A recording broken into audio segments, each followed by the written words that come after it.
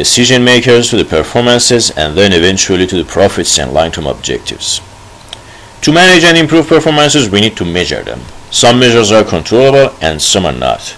We focus on the former and keep an eye on the latter. Among the controllable ones, some are observable and verifiable upon which we can base our incentive systems.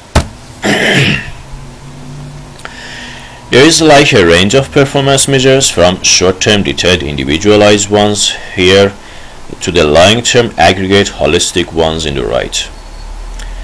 The simple short-term measures are like piece rates or hours attended in a factory, and they more directly reflect the employee's actions. Such measures encourage some kind of competition among people, but usually are not meaningfully connected to the actual values created by them.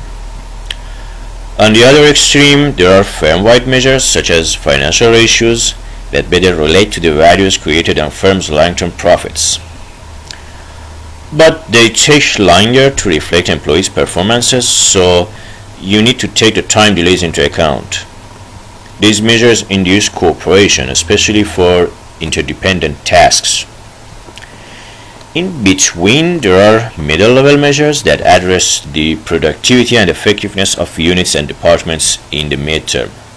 Such measures can encourage cooperation within units and competition between units.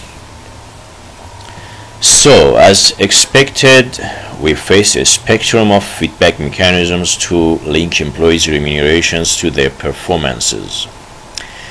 In simple terms, we motivate employees to put forth effort and gain skills in order to be more productive. Their productivity is also affected by the efficiency of the processes that we designed. And productivity of employees in a team will result in outcomes which in turn will affect the firm and the profits, the long-term profits of the firm, and actually they help us realize and actualize the strategic plans, or our strategic plans.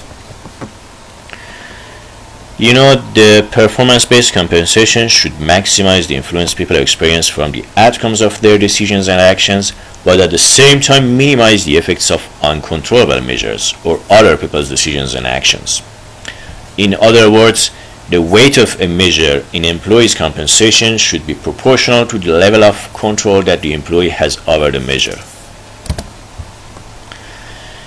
Now, from the optimal control theory standpoint, we see that motivation is indeed a multiple input, multiple output control system, with the contracts as the compensator and the performance measurement system as the sensor, and of course